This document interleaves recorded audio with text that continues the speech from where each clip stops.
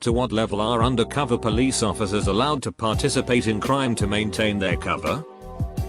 A family member worked for the D for 30 years, including before they were the D and were BNDD, and from his old war stories, he did a lot of hard drugs while undercover. He also lost a partner with whom he was romantically involved. The agency encouraged this with MF partners to help build credibility in their UC roles for several years. So he doesn't like to talk about a lot of his experiences. But from what I have learned, when he was trying to take down a major distributor, about the only thing he wasn't allowed to do was murder a civilian in cold blood.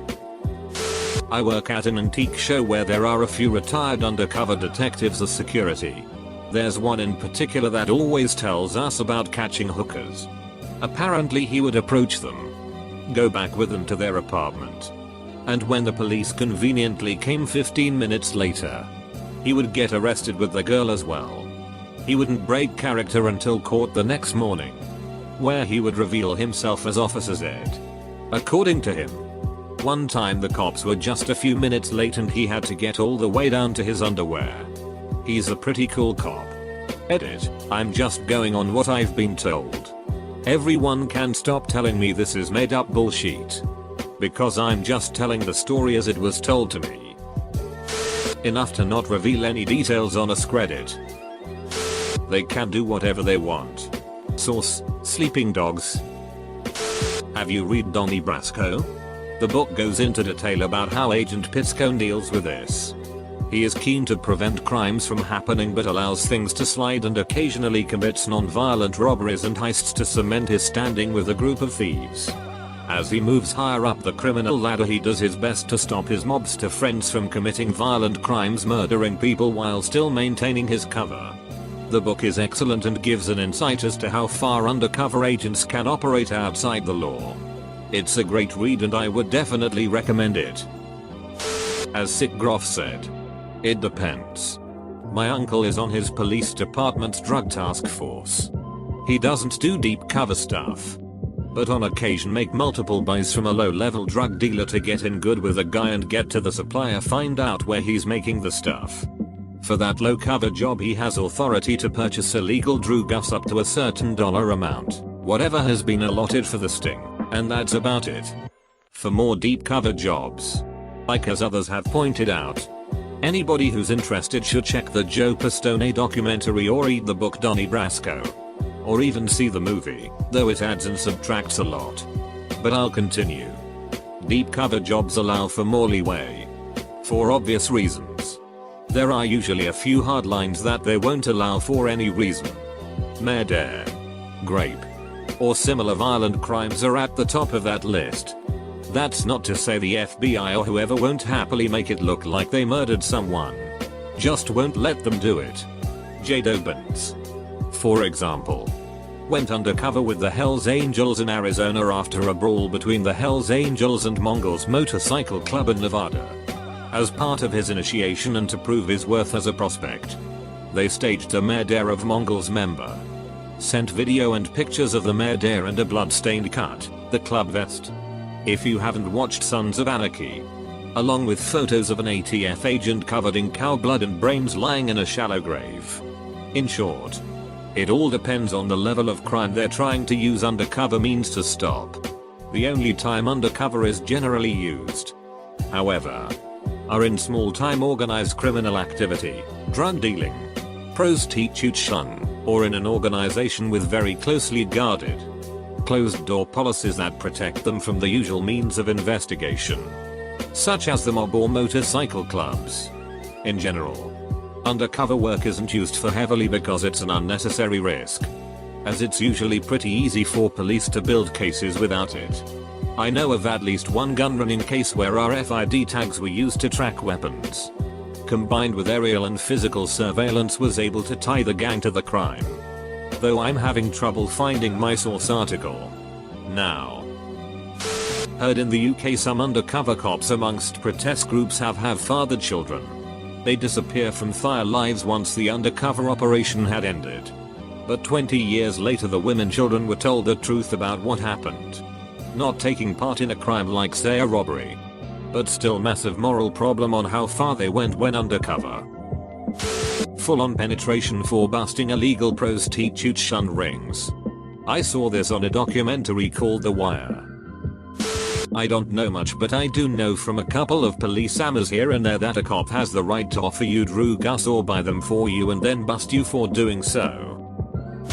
It would depend on whether it is a movie for theatrical release, a direct-to-DVD movie, a made-for-cable network movie, a network television show, a cable television show, or a premium cable television show, and how the level of criminal involvement advances the plot. A friend of mine, let's call him Mark, had to work for the police after getting caught with heroin. They asked him to set up his drug dealer in exchange for a deal. Mark decided to go for it and was almost shot in the process. The police sat in an unmarked car a block away while Mark was sent to purchase the drugs in some super sketchy ghetto. When Mark and the dealer met up, the police moved in quick and scared the dealer into a panic. I would think that the undercover officer is given about the same leeway or flexibility as would be given to any citizen. In other words, they would probably look the other way if the undercover cop was speeding, doing a little MJ, or getting a blowy. Something no rush and something. Cops not so much. It's not like the movies where undercover cops run long-lasting stings. Most undercover work is less than a 24-hour gig. And even more undercover work is done by CIs aka confidential informants. Most long-term undercover work is done by federal agencies. Think FBI and CIA, etc. But as a couple other people have said, it all depends on what you have been cleared for by your higher-ups, the situation you're in, entrapment laws, and the crime you're investigating. Most prostitutes where I'm from will now require you to either show her your pen 15 or make you insert a finger into her before talking price, based on the fact that they have been told that cops aren't allowed to engage in that type of activity. So obviously, if you want your prostitution sting to be successful, you have to have leeway to do certain things. Fun fact, cops don't have to tell you they're cops. No. It's not entrapment. How do you think sting operations work? I don't know about other countries, but in Britain each undercover officer will have someone who be handling them. They will be permitted to commit low-level crimes which are relevant to what they are trying to infiltrate. Buying drugs, petty theft. However, they are required to ask their handler before committing any serious crime. The handler normally will have to go to someone higher. Probably someone in a chief inspector's position. Ultimately, they will have the final word. In particularly severe cases, they may have to go to the Home Secretary. However, this happens rarely and usually when there could be political ramifications. A few other facts on this topic. Officers will not be put undercover in the area that they work for, as they could risk being compromised by people they know. For example, undercover officers working for the Liverpool police force may be used in Manchester or Leeds, but not the city where they work and live. Another interesting fact is that sometimes, to make an undercover officer seem as believable as possible, they will spend a month or two in prison so that if asked about their past they can give a believable story. Like anyone here knows the correct answer. Useful comic on entrapment. Also important to note that CIs can do whatever the duck they want to get evidence for the cops. Not to be an ass, but I saw this and my mind immediately went to the episode of South Park where the cop goes undercover to bust all the pimps in the city. Boyfriend got busted a few years ago by UC and she dropped acid in front of us. Which we should have known something was up because she was about 50 years old.